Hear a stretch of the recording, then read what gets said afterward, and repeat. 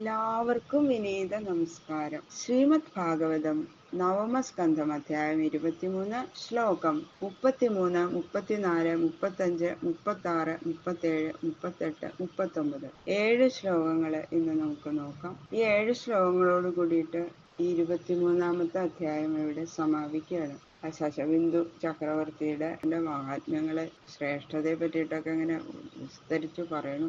ശുക്ലാംബരധരം വിഷ്ണു ശശിവർണം ചതുർഭുജം പ്രസന്നവദനം ധ്യായേ സർവവിഘ്നോപശാന്തയേ ഗുരവേ സർവലോകാനാം ഭിഷജേ ഭവരോഗിണാം നിധയേ സർവവിദ്യാനാം ദക്ഷിണാമൂർത്തയേ നമഃ. കോമളങ്കുജയൻ വേണം ശ്യാമളോയം കുമാരക വേദവേദ്യം പരം ബ്രഹ്മ ഭാസതാം പുരതോ മമ. ഓം നമോ ഭഗവതേ വാസുദേവായ. ഓം നമോ ഭഗവതേ വാസുദേവായ. ശ്ലോകം 33. തേഷാം തു ഷഡ്പ്രധാനാനാം പൃഥുശ്രവസാത്മജ ധർമ്മോ നാമോശനാ തസ്യ ഹയമേധശതസ്യ. ദശലക്ഷസഹസ്രം പുത്രന്മാരുണ്ടായെന്ന് പറഞ്ഞല്ലോ ഈ ശശബിന്ദു മഹാരാജാവിന്. അവരുടെ കൂട്ടത്തില് പൃഥുശ്രവസ്, പൃഥുകീർത്തി, പൃഥുയശസ് എന്ന് തുടങ്ങിയ 6 പേര് പ്രധാനികളാണ്. അവരിൽ പൃഥുശ്രവസിന്റെ പുത്രൻ ധർമ്മൻ, ധർമ്മന്റെ പുത്രൻ 100 അശ്വമേധം കഴിച്ചിരിക്കുന്ന ഉശനസ് എന്നു പേരായിട്ടുള്ള ആളാണ്. അദ്ദേഹം 100 അശ്വമേധ യാഗം കഴിച്ചു എന്നാ പറയുന്നത് ഉശനസ്. തൽസുതോരുജഗസ്തസ്യ പഞ്ചാസൻ ആത്മജാശൃണു പുരുജിത് രുക്മരുക്മേഷു ഋതു ജാമക സംജ്ഞിതാഹ. ഉശനസിന്റെ പുത്രൻ രുചകൻ. രുചകന് 5 പുത്രന്മാര്: പുരുജിത്ത്, രുക്മൻ, രുക്മേഷു, പൃഥു, ജാമകൻ. ഇങ്ങനെയാണ് ഈ 5 പേരുടെ പേര്. ജാമഘസ്ത്വ അപ്രജോപ്യന്യാം ഭാര്യാം ശൈബ്യാപതിർഭയാൽ നാവിഞ്ചത്ശത്രുഭവനാൽ ഭോജ്യാം കന്യാമഹാരഷീൽ. ജാമകന്റെ പത്നിക്ക് ശൈബ്യ എന്നു പേര്. അദ്ദേഹത്തിന് ഭാര്യ ഭയങ്കര പേടിയായിരുന്നു എന്നാ പറയുന്നത്. അദ്ദേഹത്തിന് സന്താനം ഉണ്ടായിരുന്നില്ല. അപ്പൊ ഭാര്യയെ പേടിച്ചിട്ട് വേറൊരു വിവാഹം കഴിക്കാനും വയ്യ. സന്താനം ഉണ്ടാവാൻ വേണ്ടിയിട്ട് കഴിക്കണം എന്നൊക്കെ ഉണ്ട്, പക്ഷെ പേടിച്ചിട്ട് ശൈബ്യയുടെ പേടി കാരണം അദ്ദേഹം പിന്നെ വേറെ വിവാഹം കഴിച്ചില്ല. അങ്ങനെ ഒരിക്കല് ശത്രുക്കളെ ജയിച്ചിട്ട് ആ ശത്രു രാജ്യത്തിൽ നിന്ന് ഒരു കന്യകയെ കൂട്ടിക്കൊണ്ടുവന്നു ജാമകൻ.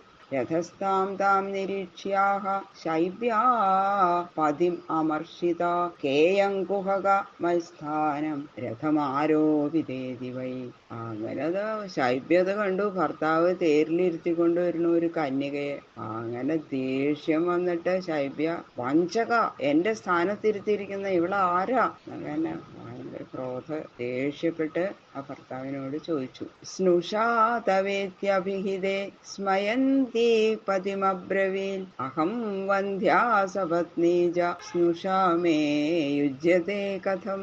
പേടിച്ചിട്ട് എന്താ പറയണ്ടേന്ന് അറിഞ്ഞൂടാതെ ജാമകന് പറഞ്ഞത് എന്താ, ഇതേ നിന്റെ പുത്രഭാര്യ എന്ന് പറഞ്ഞു. അപ്പോഴോ ശബി ചോദിച്ചു, അതിന് ഞാൻ പ്രസവിച്ചിട്ടില്ലല്ലോ, വേറൊരു ഭാര്യ അങ്ങക്ക് ഇല്ലേനും, പിന്നെ എങ്ങനെയാ ഇത് എന്റെ പുത്രഭാര്യയാണെന്ന് പറയണത്? ചിരിച്ചുകൊണ്ട് ഭർത്താവിനോട് ചോദിച്ചു. ജനയിഷ്യസിയം രാജ്ഞി തസ്യേയം ഉപയുജ്യതേ അന്വമോദന്ത തദ്വിശ്വേ ദേവാ പിതര ഏവജ. അപ്പൊ ജാമകൻ പറഞ്ഞു, ഹേ രാജ്ഞി, ഭവതിക്ക് ഒരു പുത്രനുണ്ടാവില്ലേ? അപ്പോ ഞാൻ ഇവളെ ഭാര്യയായിട്ട് ആ പുത്രന് കൊടുക്കാം എന്ന്. അപ്പൊ ഭാര്യയെ പേടിച്ചിട്ടുള്ള ജാമകൻ പറഞ്ഞു. പേടിച്ചിട്ട് ഇങ്ങനെ സർവാംഗം വിറയ്ക്കുന്നുണ്ട്, എന്താ ചെയ്യുന്ന അറിയില്ലല്ലോ. അദ്ദേഹത്തിനോടുള്ള പാവം തോന്നിയിട്ട് ദേവന്മാരും പിതൃക്കളും എല്ലാവരും സന്തോഷിച്ചിട്ട് അദ്ദേഹത്തിന് ജനയിഷ്യതി, ഒരു പുത്രൻ ഇങ്ങനെ ഉണ്ടാവും എന്നങ്ങോട്ട് അനുഗ്രഹിച്ചു എന്നാ പറഞ്ഞു. എല്ലാവരും കൂടിയിട്ട് ഈ രാജ്ഞിയിൽ അങ്ങേക്ക് ഒരു സന്താനം ഉണ്ടാകും എന്ന് അനുഗ്രഹിച്ച് മറുപടി പറഞ്ഞു. അപ്പൊ ഇദ്ദേഹം മുമ്പ് ഭഗവാനെ നല്ലോണം ആരാധിച്ചിട്ടുണ്ട്. അതുകൊണ്ട് ദേവന്മാരെയൊക്കെ വേണ്ടതൊക്കെ ചെയ്തിട്ടുണ്ട്, യാഗങ്ങളൊക്കെ. അതുകൊണ്ട് അവരെല്ലാവരും അദ്ദേഹത്തിന്റെ ആ നിഷ്കളങ്കത കണ്ട് സന്തോഷിച്ച് അവരെ അനുഗ്രഹിച്ചു എന്നാ പറയണ. എല്ലാവരും അങ്ങക്ക് ഈ രാജ്ഞിയിൽ തന്നെ ഒരു സന്താനം ഉണ്ടാവും. ശൈബ്യ ഗർഭമഥാൽക്കാലെ കുമാരം സുഷുവേ ശുഭം സവിദർഭ ഇതി പ്രോക്ത ഉപയേമേ സ്നുഷാം സതീം. അങ്ങനെ ദേവപ്രസാദം കൊണ്ട്, ഭഗവാന്റെയും ദേവന്മാരുടെയൊക്കെ അനുഗ്രഹം കൊണ്ട് ശൈബ്യ ഗർഭം ധരിച്ചു. ശുഭലക്ഷണയുക്തനായ, എല്ലാം കൊണ്ടും ലക്ഷണയുക്തനായിട്ടുള്ള ഒരു കുമാരനെ പ്രസവിച്ചു. അദ്ദേഹമാണ് വിദർഭൻ എന്നു പേരുള്ള, വളരെ കീർത്തിമാനായിരുന്നു അദ്ദേഹം എന്നാണ് പറയുന്നത്. എല്ലാവരുടെ അനുഗ്രഹം കൊണ്ട് ഉണ്ടായതല്ലേ, അപ്പൊ മിടുമിടുക്കനായിരുന്നു, കീർത്തിമാനായിരുന്നു. അങ്ങനെ ജാമകൻ തേരിലിരുത്തി കൊണ്ടുവന്ന ആ കുട്ടിയെ തന്നെ ആ വിദർഭൻ വിവാഹം കഴിച്ചു. ഇതിനു മുമ്പ് ഇങ്ങനെ ഭാര്യയെ പേടിച്ചിട്ട് ജീവിച്ചിരുന്ന രാജാക്കന്മാരിൽ വെച്ചിട്ട് എല്ലാവരിലും വെച്ച് ശ്രേഷ്ഠൻ പക്ഷെ ഈ ശാബ്യയുടെ ഭർത്താവായിരുന്ന ജാമകൻ എന്ന രാജാവായിരുന്നു എന്നുള്ള ഒരു പദ്യം ഉണ്ടെന്നാണ് പറയുന്നത്.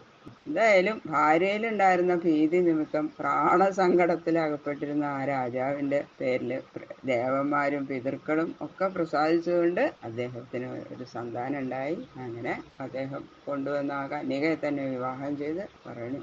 അങ്ങനെ ഒരു കഥ. ഇത് ശ്രീമദ്ഭാഗവതേ മഹാപുരാണേ പാരമഹംസ്യാം സംഹിതായാം നവമസ്കന്ധേ യദുവംശനിരൂപണം നാമ ത്രയോവിംശോധ്യായ. സർവത്ര ഗോവിന്ദനാമ സങ്കീർത്തനം. ഗോവിന്ദ ഗോവിന്ദ ഗോവിന്ദ. 23-ാമത്തെ അധ്യായവും ശ്രീ ഗുരുവായൂരപ്പന്റെ ശ്രീഹരിയുടെ ശ്രീപാദങ്ങളിൽ സമർപ്പിക്കണം. കായേന വാചാ മനസേന്ദ്രിയർവാ ബുദ്ധ്യാത്മനാ വാ പ്രകൃതേ സ്വഭാവാൻ കരോമി യദ്യൽ സകലം പരസ്മൈ നാരായണായേതി സമർപ്പയാമി. സർവം ശ്രീകൃഷ്ണാർപ്പണമസ്തു.